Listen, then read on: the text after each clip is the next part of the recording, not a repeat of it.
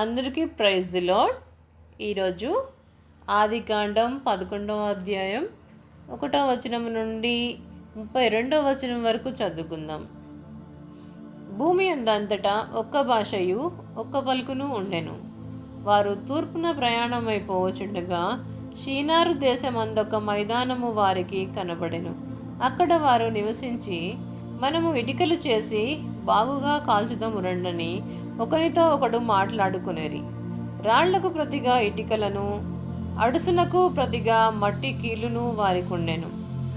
మరియు వారు, మనము భూమి అందంతట చెదిరిపోకుండా ఒక పట్టణమును, ఆకాశమునంటూ శిఖరము గల ఒక గోపురమును కట్టుకొని పేరు సంపాదించుకుందము రండని మాట్లాడుకొనుగా, యెహోవా నరుల కుమారులు కట్టిన పట్టణమును గోపురమును చూడ దిగి వచ్చెను. అప్పుడు యెహోవా, ఇదిగో జనము ఒకటే, వారికందరికీ భాష ఒక్కటే.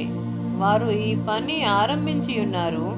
ఇక మీదట వారు చేయదలుచు ఏ పని అయినను చేయకుండా వారికి ఆటంకం ఏమీ నుండదు.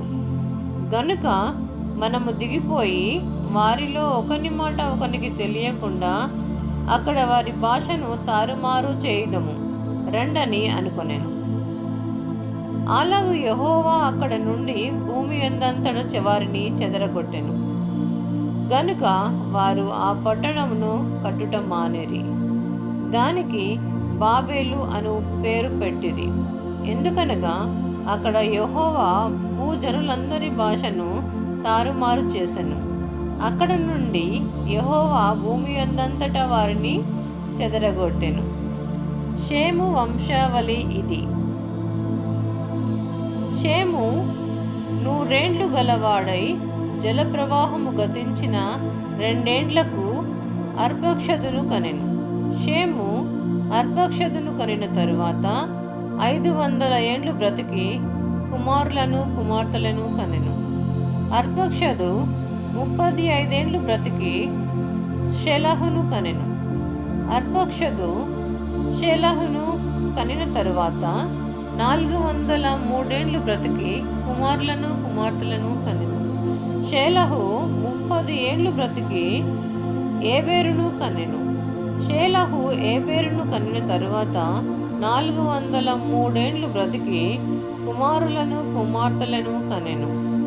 ఏబేరు 34 ఏండ్లు బ్రతికి పెలెగును కనెను.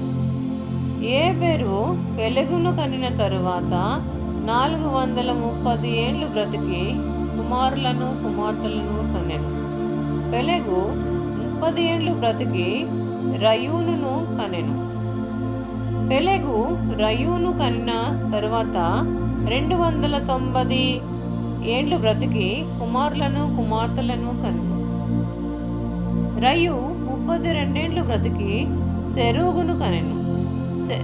రయు సెరూగును కనిన తరువాత 207 ఏండ్లు బ్రతికి కుమారులను కుమార్తెలను కనెను.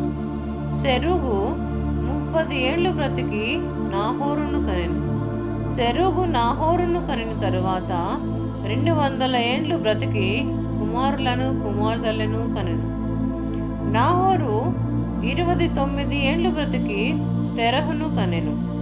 నాహోరు తెరహును కనిన తరువాత 119 ఏండ్లు బ్రతికి కుమారులను కుమార్తెలను కనెను. తెరహు 70 ఏండ్లు బ్రతికి అబ్రామును, నాహోరును, హారానును కనెను. తెరహు వంశావళి ఇది. తెరహు అబ్రామును, నాహోరును, హారానును కనెను. హారాను లోతును కనెను. హారాను తాను పుట్టిన దేశమందలి కల్దీయుల ఊరను పట్టణంలో తన తండ్రి అయిన తెరహు కంటే ముందుగా మృతి పొందెను. అబ్రామును నాహోరును వివాహము చేసుకొనిరి. అబ్రాము భార్య పేరు సారాయి. నాహోరు భార్య పేరు మిల్కా. ఆమె మిల్కాకును ఇస్కాకును తండ్రి అయిన హారాను కుమార్తె. సారాయి గొడ్రాలై ఉండెను. ఆమెకు సంతానము లేదు. తెరహు తన కుమారుడగు అబ్రామును తన కుమారుని కుమారుడు అనగా హారాను కుమారుడగు లోతును తన కుమారుడగు అబ్రాము భార్య అయిన శారాయి అను తన కోడలి తీసుకుని కనానుకు వెళ్ళుటకు కల్దీయుల ఊరను పట్టణములో నుండి వారితో కూడా బయలుదేరి హారాను మట్టుకు వచ్చి అక్కడ నివసించిరి.